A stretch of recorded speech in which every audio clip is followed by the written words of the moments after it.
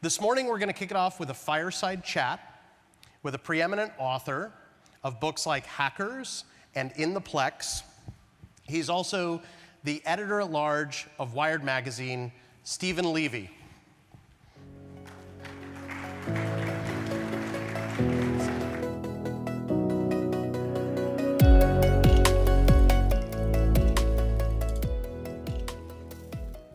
Steven, it's so great to have you. It's great to be here. Is everyone having a great time here at the conference? So in 2010, which was 13 years ago, you wrote an article called "The AI Revolution is On." Where are we at in that revolution? And has it gone slower than you expected, or is this about what where you expected us to be? Well, first let me go back a little earlier. Why in 2010, for Wired, we were writing that the AI revolution is on, over 50 years after AI was named and they had the famous Dartmouth conference. And I remember when I first started writing about technology in the early 1980s, right away I was at the MIT AI lab. I met Marvin Minsky, and everyone was pretty confident that it's only going to be a few more years before machines can be as smart as people. And so you all know that that didn't work out so quickly, and we entered this long AI winter, as it was called. And in 2010, when I wrote that article, it was sort of the opener, the violin they call it, for a package we were doing at Wired, saying, well, maybe we're seeing the first shoots of spring in AI. And what was happening at the time was that using these alternative means of machine intelligence, machine learning, and emergent properties and neural nets, we were actually seeing results that had not been there in those previous decades. And that turned out to be right, predictable. But no, I did not think that they would be accelerated the way that was. And that was because in 2010, very few people, including the people at Google and other, Facebook and other big companies, big tech companies, did not appreciate the significance of the work done by Geoffrey Hinton and others in Toronto with deep learning, which turned out over the next few years in the 2010s, they did embrace that, and these companies, changed who they were to make that happen. And now we're in a second revolution that came from, the advent of transformers, that great paper, attention is all you need, which kicked off the large language model, the chatbot era. And we're in a very strange place. I'm spending a lot of time with the people who are building these large language models and implementing them. And to the last, they tell me that these things do things that they didn't expect them to do. So we're in a period of unpredictability now. Everyone knows that they're super powerful, they could deliver fantastic benefits, but people, even who are involved in it, are a little nervous, some of them are a lot nervous, about what comes next. And I think these things are going to have such a deep impact, not only on the way we work, but every aspect of our lives, that we're not sure what the next chapter reads, right? So that 2010 story, if you were to write it in 2023, you couldn't be as confident in saying what comes next. There's certain things that are, slam dunk predictable. We're going to be using them more. We're going to be working with them more. But the degree of autonomy they're going to have and how this changes the way humans relate to each other and relates to machines is sort of up in the air. We're sort of a jump ball now in terms of our future. So you mentioned the large language models. Let's talk a little bit about OpenAI. I think you were just with Sam in Europe. This is a space dominated by huge companies, and then you get, kind of a relatively speaking startup kind of to come along and make a major breakthrough. How do you think about OpenAI, and how should we think about it? OpenAI is fascinating. It's one of the great stories, corporate stories of our times. And I say corporate because even though it started as a nonprofit, it's sort of going into shape-shifting into a profit mode for a while. So I remember when it first started, they asked me to interview Sam Altman and Elon Musk, the co-founders. And that interview, if you go back and read it, is all about being a monitor of AI. That it was started, particularly from Elon's point of view, to make sure that the companies like Google and others were responsible in implementing AI. And somewhere along the line, I guess maybe when the Transformers came and the possibility of AGI, artificial general intelligence came up, OpenAI sort of shifted. This mission wasn't really watching, being a monitor, building guardrails for AI, though it still wants to do that, but to accelerate the moment that we have, AGI. And that's why they partnered with Microsoft to get the infrastructure to help them do that. But you really have to think of it as a company that's driving that. And through Microsoft putting GPT into Bing, they forced Google to go faster than it otherwise would have in releasing a large language model within its search engine. Google had been slow walking the whole process before them. So I think OpenAI, you have to say, right now is the most influential company in artificial intelligence. And as you mentioned, I was with Sam. I spent a day with him in London last week. And he is the person who everyone wants to talk to. The day I spent with him, he had just spoken to Macron the day before, and he was going to talk to Rishi when I left him. So he's going to country, talking not only to developers and regulators, but the heads of the companies, according to the countries, the heads of the countries. So this has gotten the attention of the world. And how do you think OpenAI kind of got the jump that they got? I mean, like, what's the edge there when there's so many large giants with so much money? Any thoughts on their secret? Yeah, when you're a big company, you're obligated to be deliberate to some degree in what you do. OpenAI can just blast forward. That's why so many people have left Google and other places and gone not only to OpenAI, but done their own startups. The people who build this, even though they sign those letters saying this could end humanity, right? They really want to build it.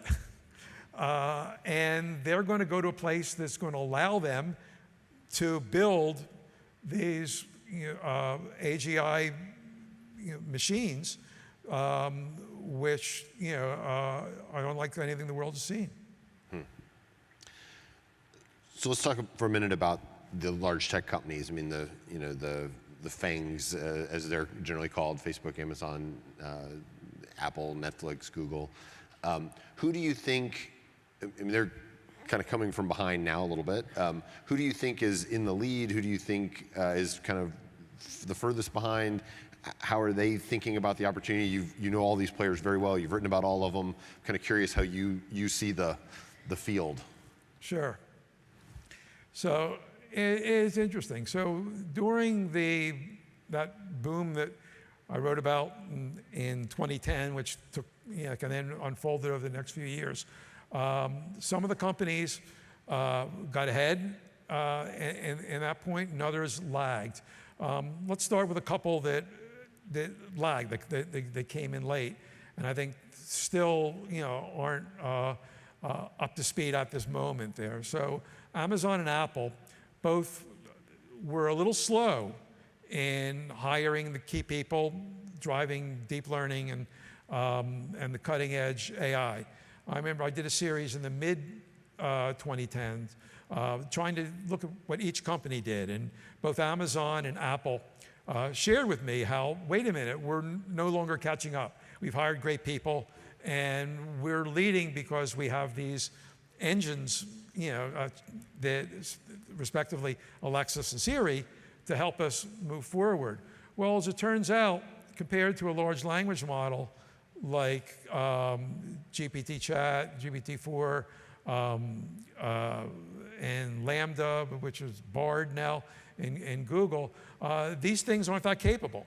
In a way, by rushing and getting those assistants out, they put themselves in a position where they couldn't easily jump ahead to the next generation. So both Siri and Alexa look antiquated now compared to just typing in, book me a how could I take a vacation in Mykonos, and having the thing churn it out, or tell me what's going to happen when I go for eye surgery, and and it's all laid out in one of those large language models. So they're playing catch up, but they understand what's going on. I'll be really interested to see next week what Apple does in terms of what intelligence applies to the rumored glasses, mixed reality glasses they're going to introduce next week. So those are the two A's, right? Google has always been at the forefront. They've been hiring, it's been an AI company since the very beginning. And they were the ones who hired Jeff Hinton, who is the guy who was the father of deep learning. Some people call him the godfather of AI. He recently left Google so he could talk about the dangers without compromising his position there. And they were being cautious. They were doing what a responsible company might want to do, even though they had the goods when it comes to building a large language model. They had a couple in-house, Ray Kurzweil, who believes that our destiny is to merge with AI, and humans will be seen as sort of passing the baton to these machines. He helped develop one of these large language models in his lab, and the DNA of that is in Bard, which is released now. A lot of people, as I mentioned before, have left Google, but you cannot count Google out. Google is a major contender. Then you've got Microsoft, which, picture Microsoft and Satya Nadella. They have this 1,500-person research division with a giant AI component, and then this new model comes along, and they say, well, where are we on this? They're not as good as OpenAI's model, and winds up they had something to offer OpenAI. They've got amazing infrastructure, data centers, Azure platform. So they've got something to offer OpenAI, which they do, and that boosts their pretty much dormant search engine and makes it relevant for the first time. So people are talking about about Bing for the first time in years because it's got the OpenAI engine helping to develop it. So at the moment they're a winner, and the wild card in there is Meta. So in the early part of last decade, about 10 years ago, Mark Zuckerberg realized, wow, we've got to build ourselves up in AI. Now, Meta's goal in AI was not to push AI itself, but to build AI to help it in content moderation. They had thousands and thousands of people sitting in office, contractors, trying to look at things people post and determine within 45 seconds whether a piece of content was in violation of their policies or not. It didn't work too well always. There's always a lot of mistakes. Even a small percentage of mistakes cause a lot of trouble. So they figured if we can get AI to do this, that would be great. So they hired Jan LeCun, who was one of Hinton's collaborators. He did a research lab, but their goal has always been to apply it to what they're interested in, and then at a certain point they pivoted to make their AI applied to their metaverse goals when the company sort of refocused on the metaverse. So it's in a weird position because if you think about it and saying, okay, well, now let's build large language models, which they are doing, do you really want large language models in a social network? So since the founding of Facebook, which was Facebook then, all Mark Zuckerberg would talk about was, I'm interested in connecting people with each other, and so even though we've gotten away from peer-to-peer and Facebook and Instagram have moved more towards creators, a broadcast situation where creators talk to a lot of people follow people, and there's maybe not as much emphasis on connecting with your strong ties and weak ties.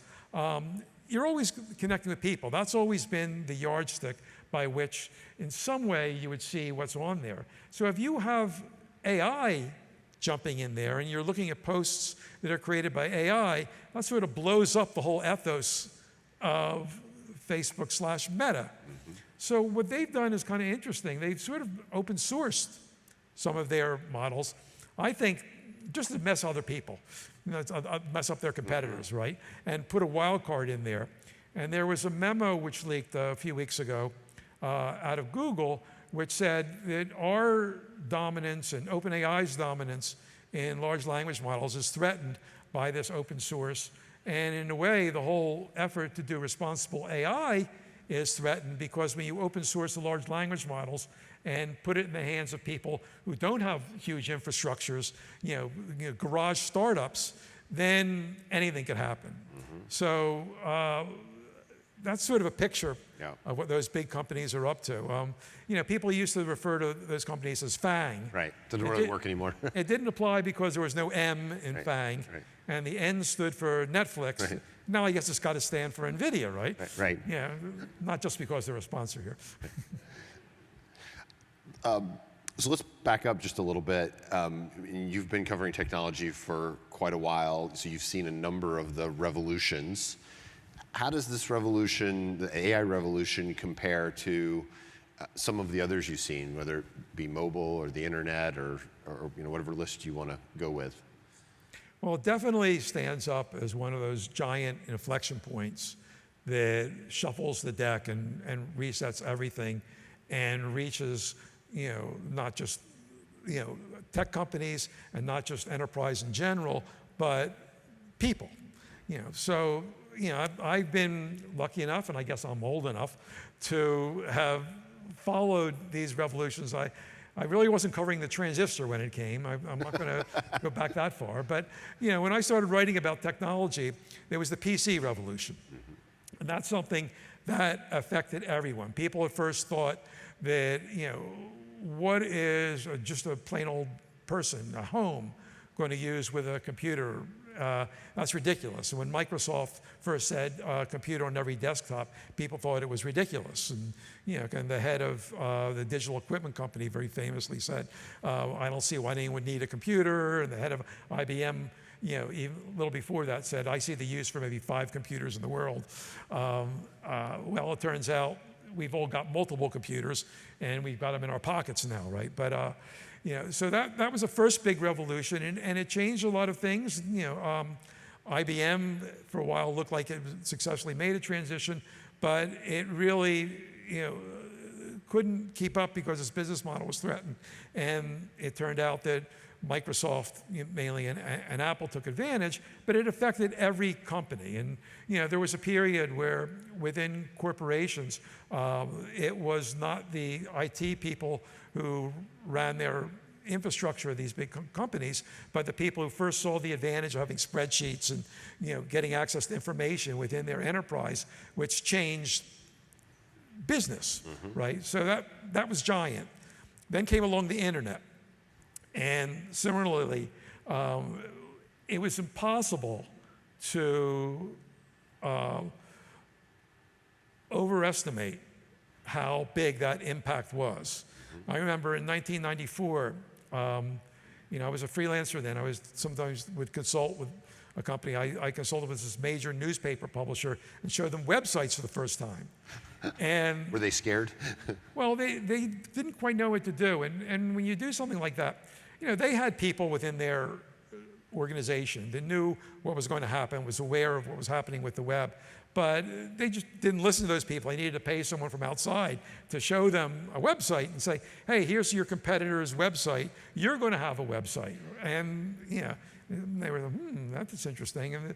But you would, at that point, I would tell people, yeah, you're going to have email. And they'd say, really? And I'd say, yeah, I think 100 million people could be on this internet. And as I said it, I thought, gee, could that really happen?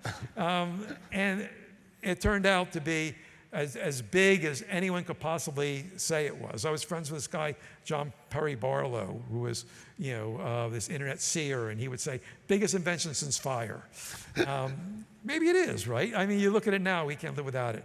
Then came the mobile revolution, right? And, I don't want to go painstakingly, but look at how that changed us. And, by having ubiquitous connectivity, not only were we able to bring communications to the pocket, but opened up a whole new level of application, like the geolocation and the connectivity, and, the interface allows us to call a car and pick us up. So again, and each point there, reshuffle the deck. If a company like Microsoft was dominant in the desktop, then they had to scramble to keep their position in the internet. And and Apple, as it turns out, was able to flip dominance on the mobile. So here we have AI, which I think is as big a change as anything else. And similarly, it's not going to just be significant in terms of adoption in tech companies and in the enterprise in general, but for people. I mean, it's so amazing how quickly people have adopted this. Something like 14% of Americans now are using it in work in some way, and it's been the fastest app ever to reach 100 million users. And that includes things like Facebook and other things that we thought, WhatsApp, were super fast growing applications. So I think in a few years, it will be so commonplace that you won't give it a second thought how deeply it's integrated into what you do, and that means a total reshuffling of everything in terms of businesses and how businesses operate, and who can use that opportunity to rocket up the scale, and who ignores the opportunity and falls down the scale. I mean, it also seems from those examples that chances are we're underestimating it, not overestimating it. Is that fair? Yeah. Well, I mean, look at things like when the graphical user interface came along, right? There was a whole group of companies whose names I could tell you, Ashton Tate, other places, that some of you might say, huh, what? I never heard of that company, who were dominant, who were slow to adopt it. Lotus Development Company famously dominated spreadsheets, but they didn't adopt the GUI. So, if your company, like the name of this conference is All In, right? AI all in. And if you don't heed that, clarion call, I think you could be in trouble. You were close with Steve Jobs. What do you think he would make of this moment? Can we bring his AI out, and you can maybe tell us, how do you think he would think about it? Interestingly, I heard a few months ago someone synthesized his voice. These podcasts. We played it yesterday. Oh, really? Yeah. Yeah. But it didn't yell at you. So I don't know how true to life it was. So I think to answer that question, let's go back to when Siri came out.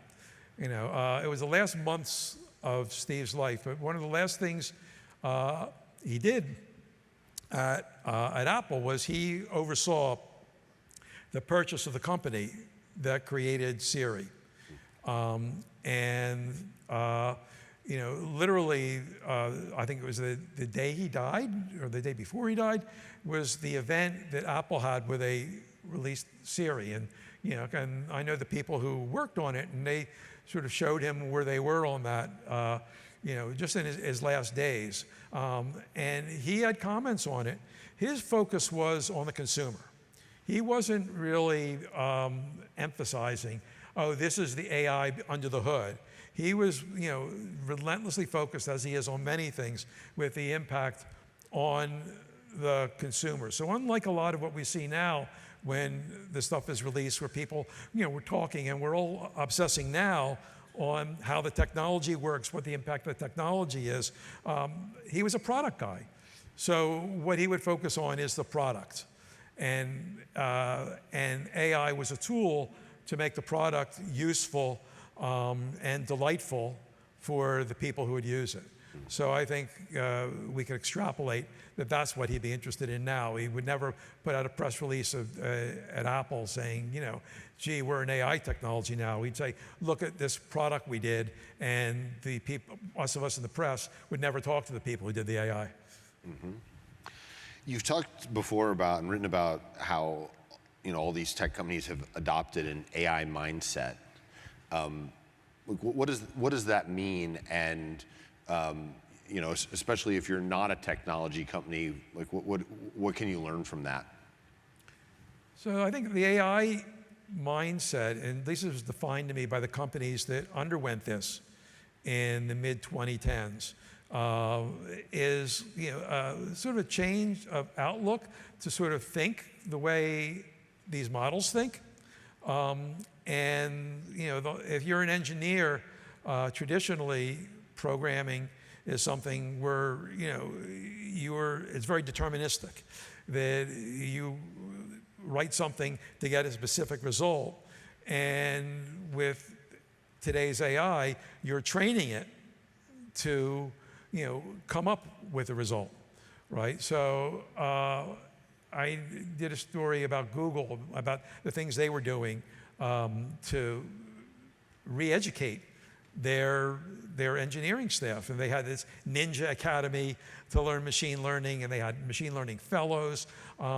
And their goal, and Facebook had a similar plan, was to make engineers into machine learning engineers.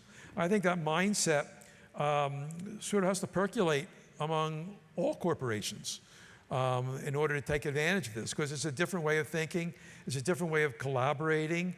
I think it's reasonable to say that we're all going to be collaborating with these models, and it requires, an adjustment. A lot of people who never had an assistant, a full-time assistant, now have a full-time assistant. And it's a different way to work. In some ways, vastly more efficient.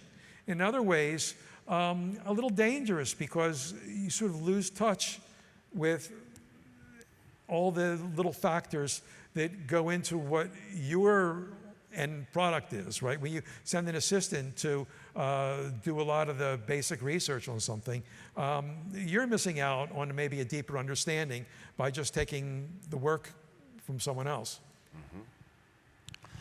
Mm-hmm. Shifting gears a little bit to maybe the regulatory picture for a second. I think a lot of people would say that the regulatory landscape around social media was kind of a disaster in a lot of different ways. How do you think this will play out with AI? I mean, it was interesting. Just you mentioning Sam, he's meeting the heads of state across Europe. They're obviously all paying tremendous attention. Do you think this plays out in a similar way as it did with social media, or just how does that go?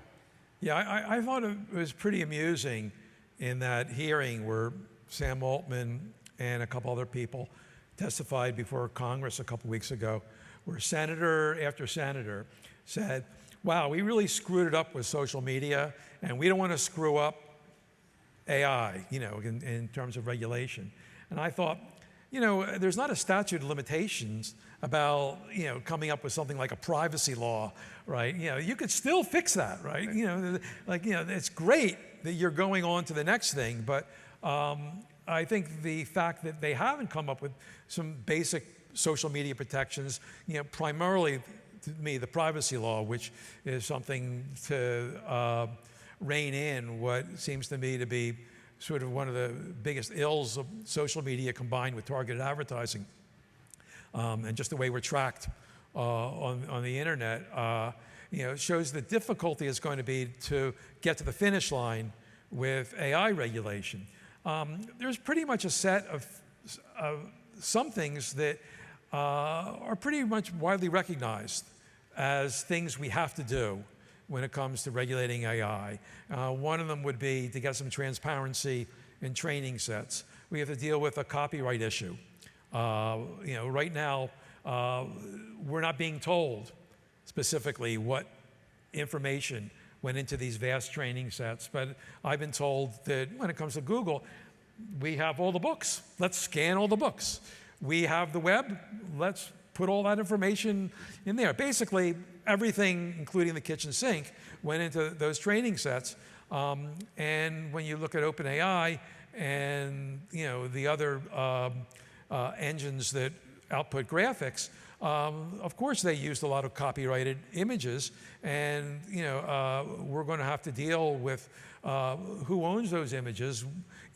Should things be treated like another artist has taken a big portion of what I created, or are we going to decide that we don't want these models to be treated like a person who can go to art school and look at museums and be influenced by stuff?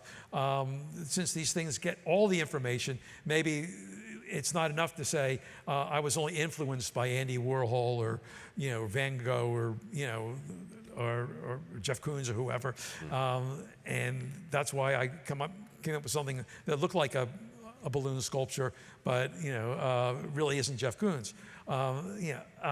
We also want bias weeded out, right? And so there's a lot of things that we agree on, and we also want to keep a lid on misinformation, which is something again we never really dealt with in social media. And then there's the big kahuna, which is the existence issue, right? Mm-hmm. Whether these things are going to wipe us out. And I don't know how you deal with that, right? Are you worried about that? I'm not worried about it today. I think intellectually I can recognize it, but in my gut, I don't feel it at this moment. And there's a lot of noise about it. Did anyone read, just in the headlines, there's a story, the headline was that in some test, an AI that was told that, trained in a test to destroy like a missile base, it wound up killing the person who was giving it the order not to fire on something, right? Mm. And it turned out to be a simulation, or maybe even just like a thought experiment. And let's say it was a simulation. And the idea was, this AI was, given a task to, with human permission, to determine whether, this missile base was to be taken out. And it would get rewarded by taking out missile bases. And then it got frustrated when the humans said, no, don't shoot. We've determined it's not time yet. And it wound up killing the human giving the order, right? Well, if there was a simulation, I would think that's a pretty good thing to do. We should be simulating that to figure out, when these things might jump the gate and harm the human. And this is, sort of this trope about the paperclip factory. The AI is told to make paperclips, and it turns out that, by getting rid of humans, they can make paperclips better, right? And that's the threat. So I think it's something that as we build these things, forget wiping out humans, we have to be careful about giving these things autonomy, and being in charge of making decisions. Though I don't know how you stop it, because it's so efficient to give autonomy. We have like zillions of systems now, this critical infrastructure that basically we let AI run now, right? So I think it's hard to envision how we're going to stop that when it will seem so efficient to let them do that. Mm-hmm. one more question from me, and then we'll open it up, see if there's any audience question. What about what I'll call the jobs issue? Meaning, do you think this will be a net destroyer of jobs? And if so, how do you think we'll deal with some of those economic issues?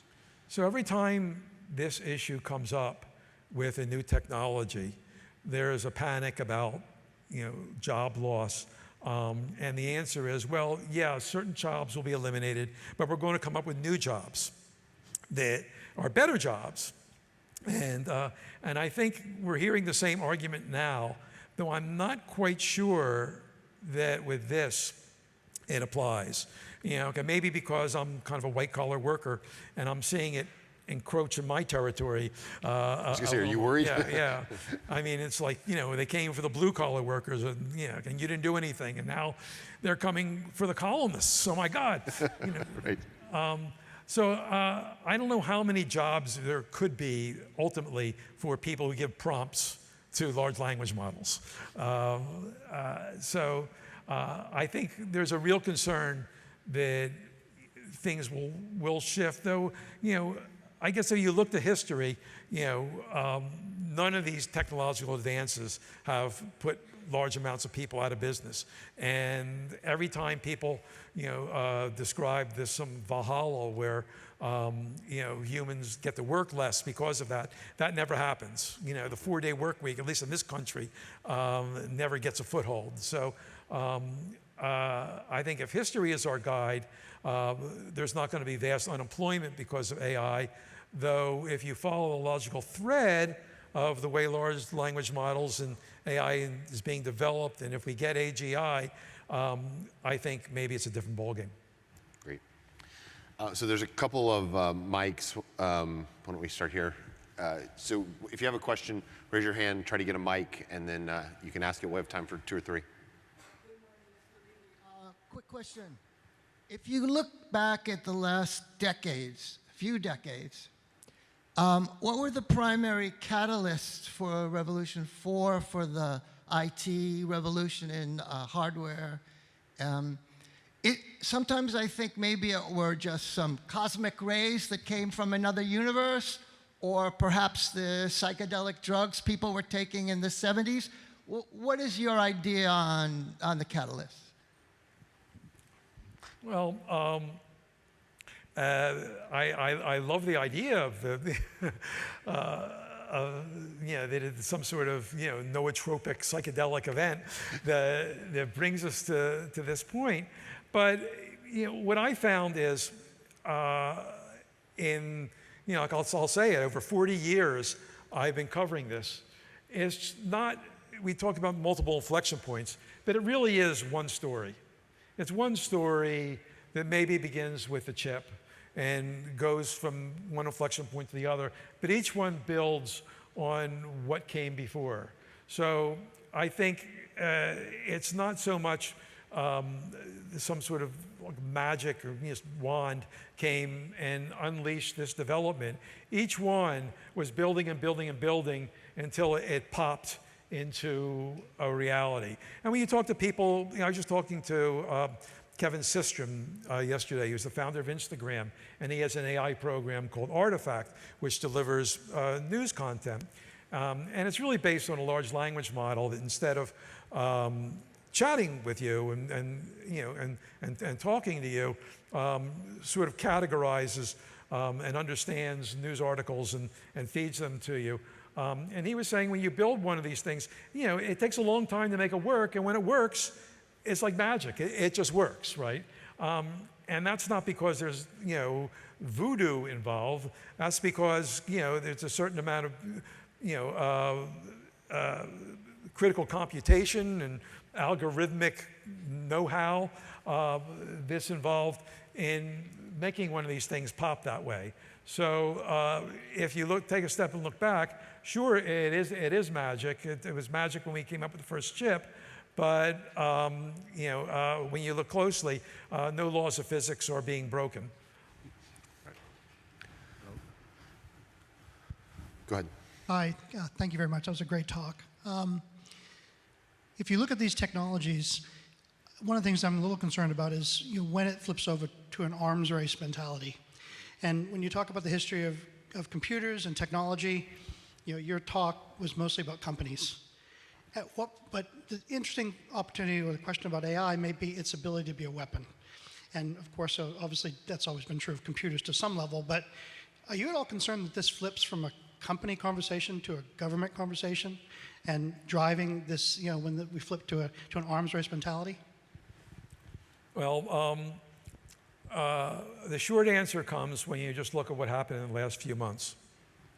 In early November, I attended an event not too far from here on the pier in the Hudson River that Google had. It was, I think, November 1st.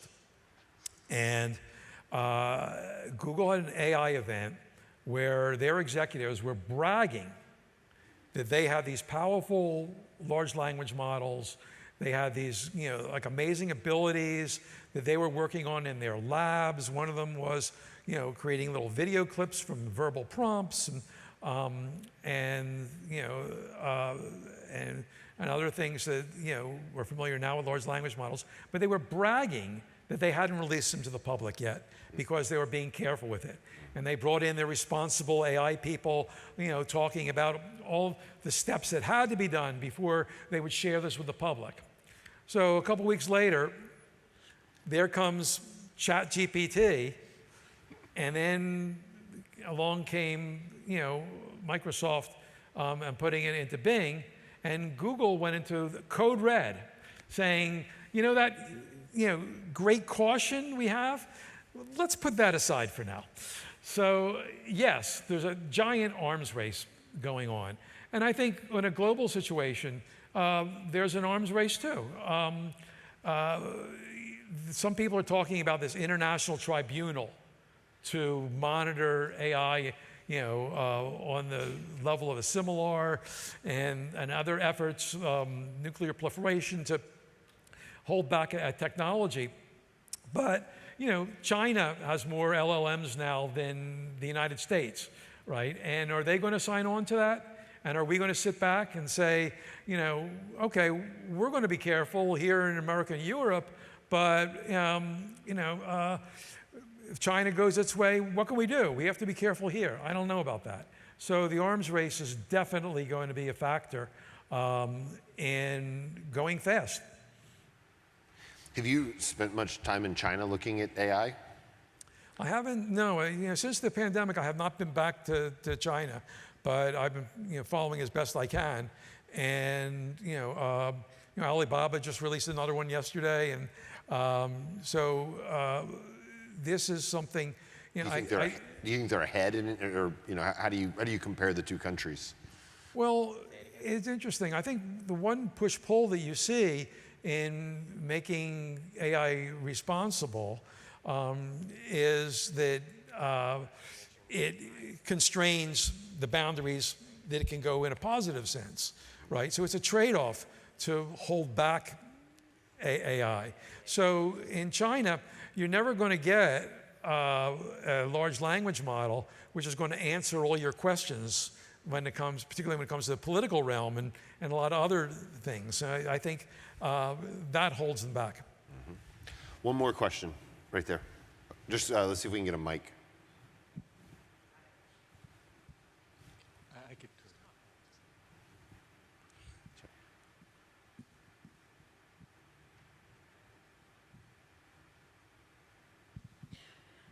What are your thoughts on the impact to creativity and how people use these things as tools versus how much impact it'll have on original, I know we've been talking about a lot about text and written content, but also DALL-E and image generation and video clip generation, things like that too, for creators broadly? So that's a great question. The one big concern we haven't talked about there is the hallucinations, which is these things are prone to making stuff up when they don't know an answer to something. And I was talking to a CEO in one of the big companies recently, and he was saying that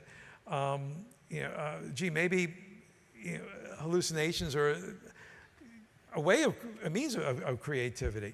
So far, when you look at the output of these things, and I used to teach freshman composition before I became a journalist. I was in grad school, and I read 1 million boring essays, and it looks very familiar when I look at the essays that some of these things turn out.